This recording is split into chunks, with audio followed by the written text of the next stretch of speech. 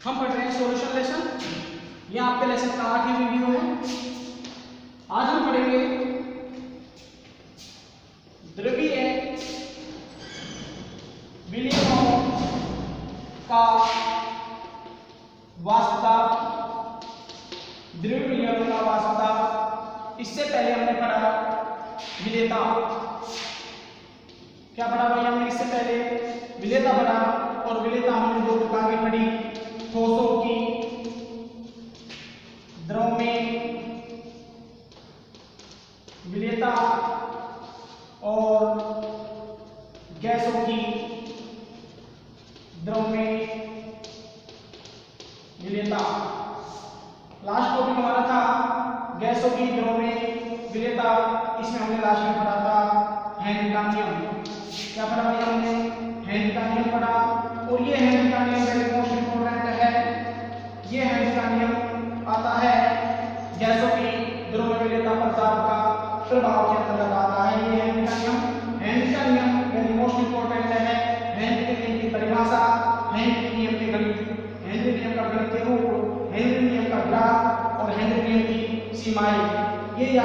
ये नियम या तो आ सकता है 2 नंबर का, या फिर इसमें से अंदर से क्वेश्चन आएंगे वो 1-1 नंबर के आ सकते हैं। ध्यान रखना भाई, इस हेनरी नियम को वो 2 नंबर का पूछ सकता है और 1-1 नंबर का वो पूछ सकता है। हेनरी नियम की सीमाएं 1 नंबर की पूछ सकता है। हेनरी नियम की परिभाषा 1 नंबर की आ सकती है। हेनरी नियम का गणितीय रूप, हेनरी नियम का ग्राफ 1 नंबर का आ सकता है। आप ध्यान रखना इसको, ठीक है भाई? बस इधर से पढ़ लेना इसे। और आपको 6 नंबर लाने हैं तो एक ही काम करना है, राजस्थान बोर्ड की जो बुक है उसी को पढ़ना है आपको, और कुछ भी नहीं पढ़ना है भाई आपको, और कुछ भी नहीं पढ़ना है। अच्छे नंबर लाने हैं, राजस्थान बोर्ड की बुक है वही पढ़ो आपको। उसके एग्जाम्पल्स उसमें जो भी दे रखा है आपको, चाहे एग्जाम्पल्स हो चाहे क्वेश्चन हो, वही पढ़ने आपको। अदरवाइज कुछ भी नहीं करना है, कोई भी गाइड नहीं करनी है आपको, राजस्थान बोर्ड की बुक ही पढ़नी है। ठीक है भाई? तो देखो द्रव्य विलयनों का वास्तव। द्रव्य विलयनों का वास्तव क्या है? देखो इसे हम द्रव्य विलयनों का वास्तव 2 तरह से समझ सकते हैं। हमारे पास में 2 पात्र हैं। एक तो है खुला पात्र। एक कौन सा है? खुला पात्र है। इस खुले पात्र में हमने जल भर दिया है। क्या भरा है भाई? जल भरा है। और हम इसे गर्म करते हैं। क्या करें भाई? गर्म करते हैं इसे। खुले पात्र को गरम कर रहे हैं। इसे इस खुले पात्र को गरम कर रहे हैं। तो ध्यान रखना, खुले पात्र में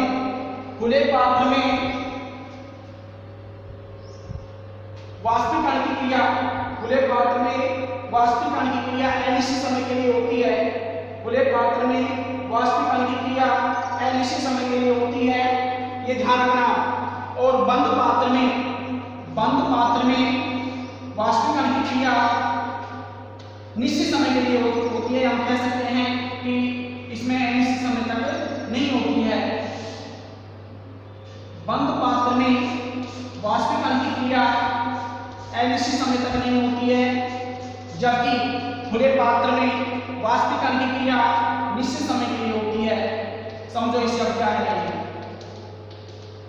देखो भाई, हमारे पास 2 पात्र हैं। एक पात्र बंद है, एक पात्र हमारे पास में खुला है। खुले पात्र में वाष्पीकरण की क्रिया अनिश्चित समय के लिए होती है। देखो आपने गर्म किया इसे, जल गर्म होगा यहाँ से और वाष्प में बदलेगा, और वाष्प के अणु, जल के वाष्प के अणु वायुमंडल में विलीन हो जाते हैं। और ये क्रिया होती है अनिश्चित समय के लिए। अनिश्चित समय के लिए होती है। क्यों? आपने इसे गर्म किया, गर्म करने पर वाष्प, जल के अणु वाष्प में बदलेंगे और ये वाष्प वायुमंडल में फैल जाएगी। इधर देखो, आपने बंद पात्र में जल लिया और इस जल को गर्म किया। आपने गर्म कर रहे हो, जल के अणु वाष्प में बदलेंगे, जल के अणु वाष्प में बदलेंगे और ये वाष्प के अणु पात्र की सतह पर चिपक जाएंगे। पात्र की सतह से टकराएंगे, गैस से चिपक जाएंगे। संघनन की क्रिया के द्वारा ये वाष्प के अणु वापस जल में बदलने लगते हैं। इसमें बदलेंगे भाई, ये जल में बदलेंगे। इसलिए हम कहते हैं कि ये जो क्रिया होती है वाष्पीकरण की क्रिया, ये अनिश्चित समय के लिए नहीं होती है, अर्थात निश्चित समय के लिए होती है। जल के अणु वाष्प में बदले और वाष्प के अणु वापस किसमें बदल गए? जल में बदल गए, संघनन क्रिया के द्वारा। संघनन क्रिया के द्वारा वाष्प में बदल गए। ठीक है भाई, समझ आ गया? समझ आ गया होगा। देखो वाष्पन दो क्रिया होती है भाई, वाष्पन और दूसरी होती है संघनन। दो क्रिया होती हैं, वाष्पन और एक होती है संघनन। वाष्पन में तो होगा जल, किसमें बदलेगा भाई? वाष्प में बदलेगा। किसमें बदलेगा? वाष्प में बदलेगा। ये तो होती है वाष्पन। और वाष्प किसमें बदल जाएगी? जल में बदल जाएगी। ये होगी संघनन। क्या होगी भाई? संघनन। एक बार फिर समझ लो, वाष्पन और संघनन। वाष्पीकरण क्रिया में दो क्रियाएं होती हैं, या वाष्प जब जल का वाष्प होता है तो दो क्रियाएं होती हैं, एक तो होता है वाष्पन और एक होता है संघनन। वाष्पन में तो जल के अणु वाष्प में बदल जाएंगे और संघनन में वाष्प के अणु किसमें बदल जाएंगे भाई? जल में बदल जाएंगे। ये होता है संघनन। ठीक है भाई, तो एक बार फिर ध्यान दो, खुले पात्र में वाष्पीकरण की क्रिया अनिश्चित समय के लिए होती है, क्योंकि वाष्प के अणु वायुमंडल में विलीन होते रहते हैं। और यहाँ पर बंद पात्र में वाष्पीकरण की क्रिया निश्चित समय के लिए होती है, या कह सकते हैं हम कि ये क्रिया अनिश्चित समय के लिए नहीं होती है, क्योंकि जल के अणु वाष्प में बदलेंगे और वाष्प के अणु वापस किसमें बदल जाएंगे? जल में बदल जाएंगे। ये क्रिया होती है निश्चित समय के लिए, या हम कह सकते हैं कि अनिश्चित समय के लिए नहीं हो सकती है या नहीं होती है। आगे होगा आपको समझ में? तो ठीक है, अब आप परिभाषा लिखोगे वाष्प की। किसकी परिभाषा लिखोगे? वाष्प दाब की परिभाषा आप लिखोगे। तो वाष्प दाब की परिभाषा आपके लिए होगी, वाष्प दाब की परिभाषा क्या लिखोगे आप? एक निश्चित ताप पर साम्य अवस्था में, एक निश्चित ताप पर साम्य अवस्था में वाष्प के अणु के द्वारा द्रव की सतह पर उत्पन्न किया गया दाब वाष्प दाब कहलाता है। नोट करो इसे। एक निश्चित ताप पर साम्य अवस्था में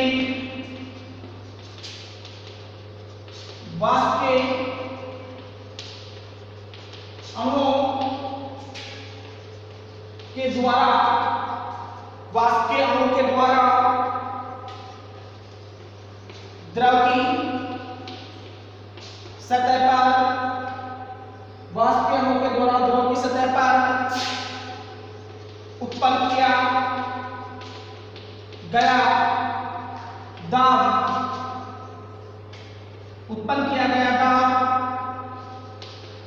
वाष्प दाब कहलाता है। क्या कहलाता है भाई? वाष्प दाब कहलाता है।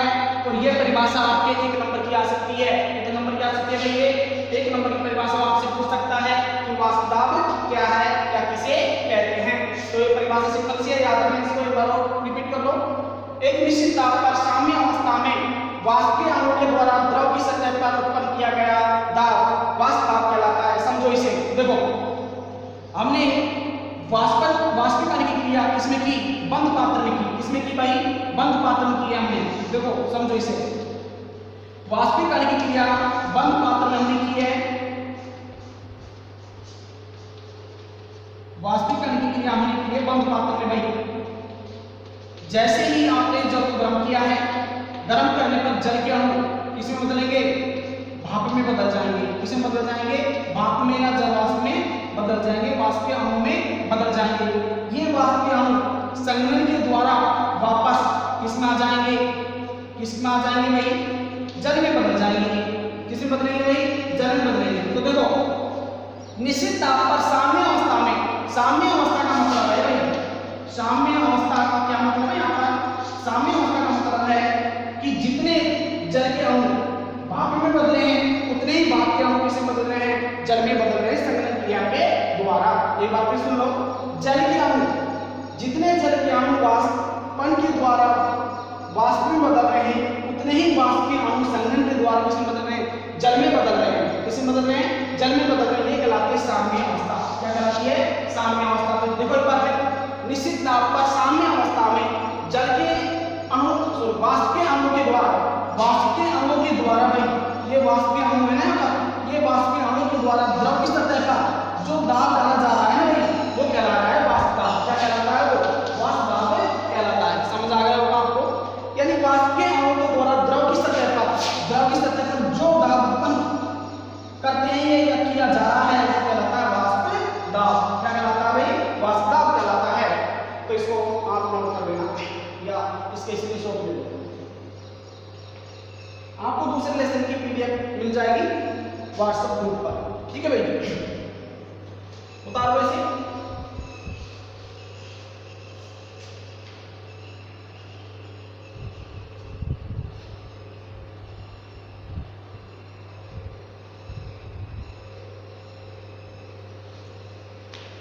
तो देखो आगे,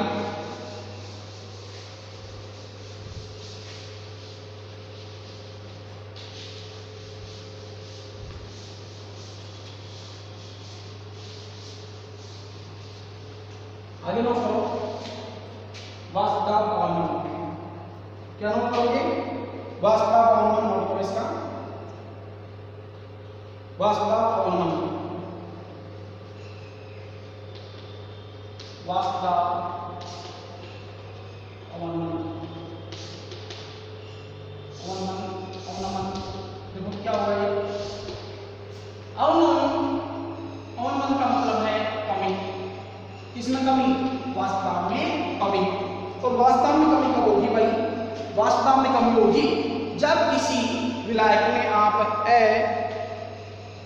विलय या एवासी विलय मिला देते हैं तो विलयन के वाष्प दाब में कमी हो जाती है। इसे कहते हैं वाष्प दाब अवनमन। क्या कहते हैं? वाष्प दाब अवनमन कहते हैं। एक बार सुन लो, जब किसी विलायक में अवाष्पशील विलय को मिला देते हैं तो विलयन के वाष्प दाब में कमी हो जाती है। इसे कहते हैं वाष्प दाब अवनमन। क्या कहते हैं? वाष्प दाब अवनमन कहते हैं। देखो समझो इसे एक बार फिर। हमने एक पात्र लिया, इस पात्र में क्या लिया भाई? आपने पात्र ले लिया। क्या ले लिया? पात्र ले लिया। और इस पात्र में आपने जल मिला, जल ले लिया।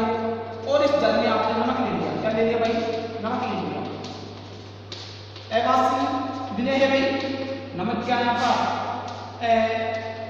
वाष्पशील विलय। क्या लिया आपने? नमक ले लिया। और यहाँ पर जो वाष्पशील विलायक है वो क्या है आपका? जल है। क्या भाई? जल है। तो देखो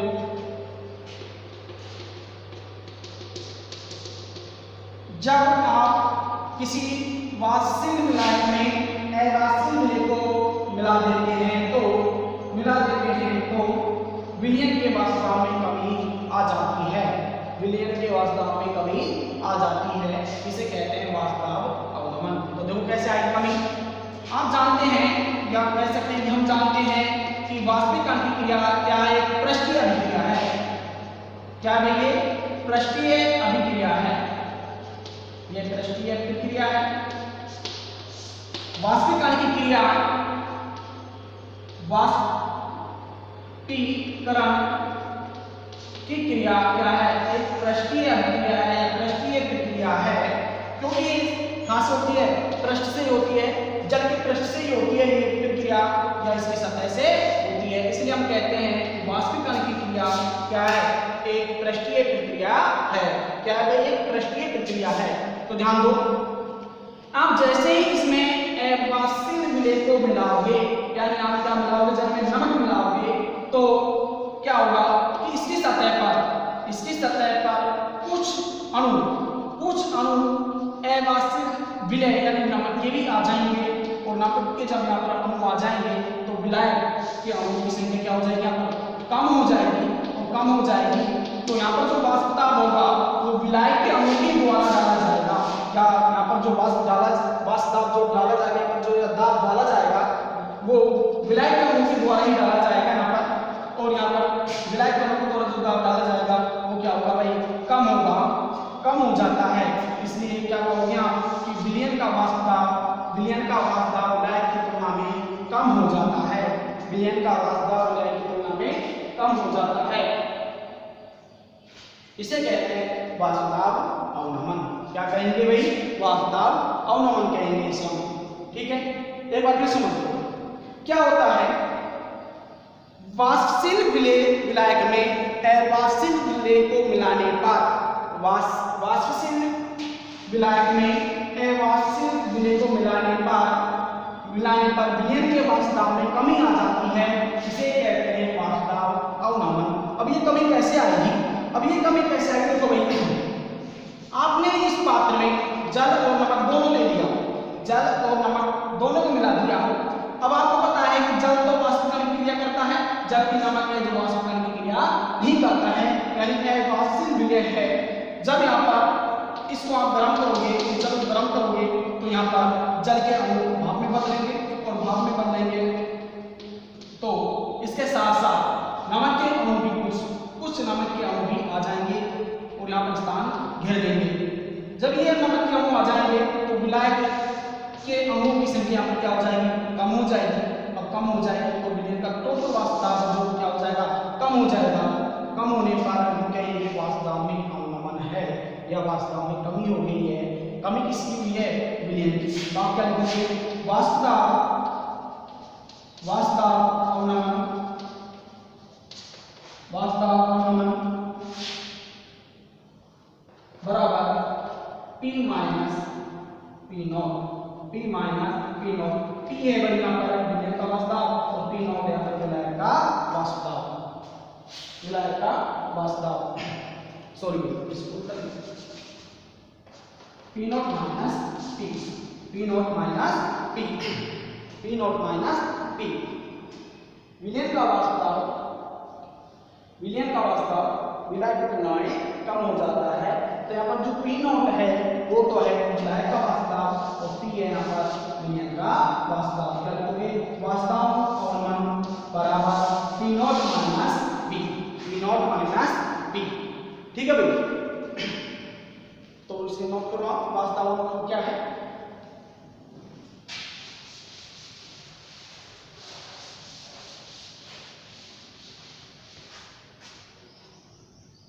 वाष्प दाब अवनमन लिखिए, वाष्प दाब अवनमन देखो, जब किसी विलायक में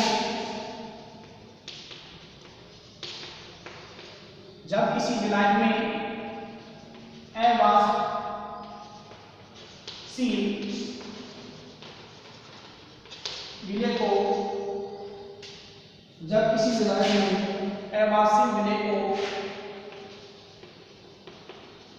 मिलाकर गर्म किया जाता है, तो विलयन का वाष्प दाब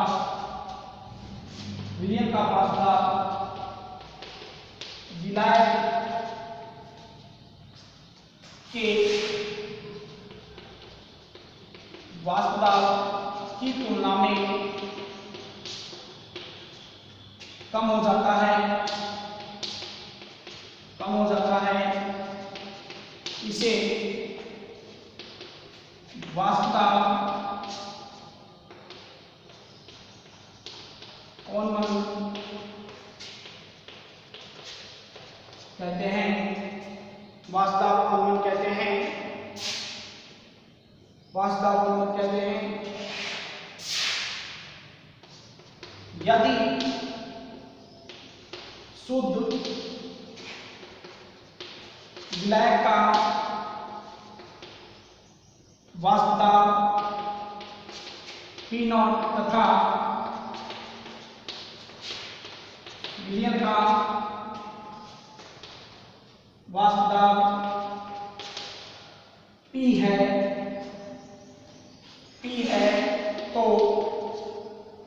तो आप लिखोगे तो क्या होगा, वास्तव अवनमन बराबर P0 minus P। P0 minus P, भाई P0 क्यों आया है?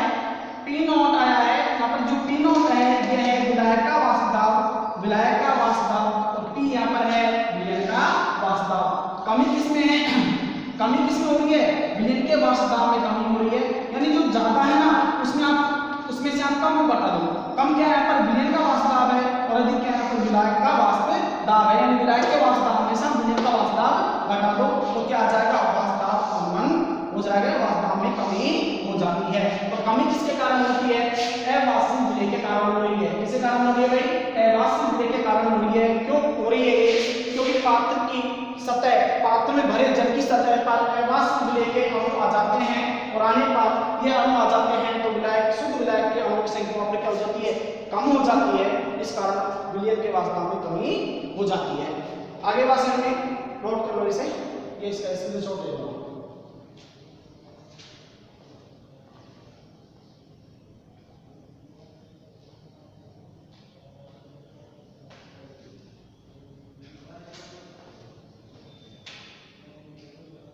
तो आगे देखो, इसको और तरीके से और अच्छी तरह से समझते हैं हम।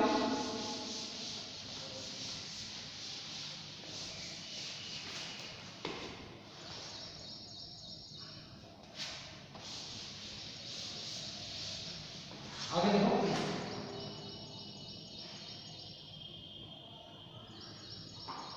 आगे लिखोगे आप इसमें, हम जानते हैं कि वास्तविक अन्तरक्रिया की कण की क्रिया एक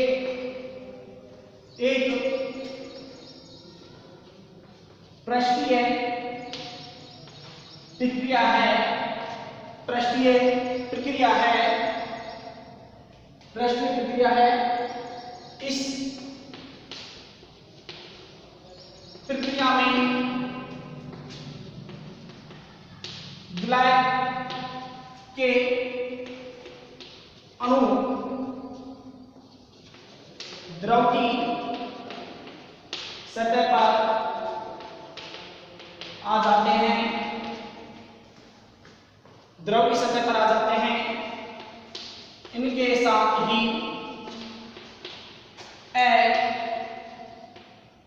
अवाष्पशील विलय के अणु भी आ जाने से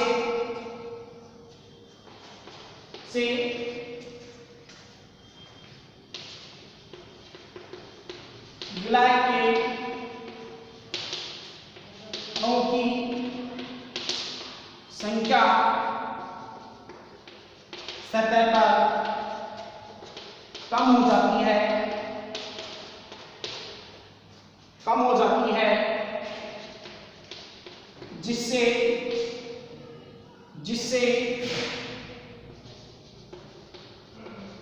विलयन के वास्तव में कमी आ जाती है, विलयन के वास्तव में कमी आ जाती है, विलयन के वास्तव में कमी आ जाती है। इसे कहते हैं हम वास्तव अवनमन। क्या कहेंगे भाई? हम इसे वास्तव अवनमन कहेंगे। ठीक है, उतारो इसे।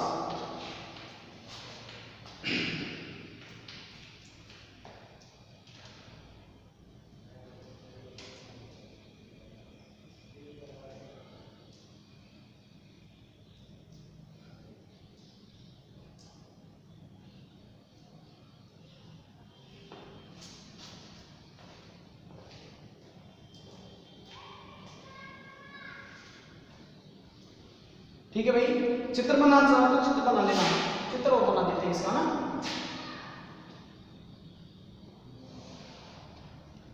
दो चित्र बनाऊंगा इसमें।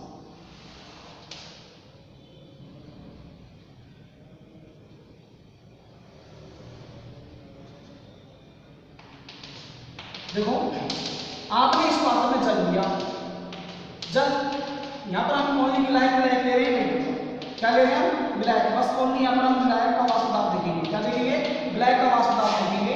आपको मैं पहले दिखा चुका हूँ कि वाष्पिक अभिक्रिया ये क्या है, पृष्ठीय अभिक्रिया है। कि क्यों पृष्ठीय अभिक्रिया क्यों है ये, क्योंकि विलायक के अणु या विलयन के अणु सतह से ही वाष्प में बदलते हैं। कहां से बदलते हैं भाई, सतह से ही बदलते हैं वाष्प में। कहां से बदलेंगे भाई, सतह से वाष्प में बदलेंगे। तो यहां पर तो जो वाष्पदाब होगा अधिक होगा, अधिक वाष्पदाब, अधिक वाष्पदाब। यहां पर क्या लिया आपने, ओनली विलायक लिया है, क्या लिया है विलायक लिया है। एक चित्र और बना,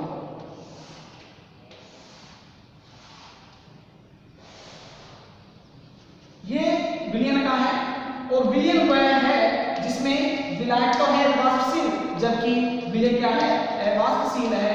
और अवाष्पशील विलय होने के कारण इस विलयन का वाष्पदाब कम हो जाता है। क्यों कम हो जाता है, वाष्पिक अभिक्रिया पृष्ठीय अभिक्रिया होने के कारण विलायक के अणु द्रव की सतह से वाष्प में बदलते हैं और यहाँ से वाष्प में बदलते हैं, और इसी जगह पर अविलय अवाष्पशील विलय के कण भी आने से विलायक के अणुओं की संख्या कम होने से वाष्पदाब कम हो जाता है।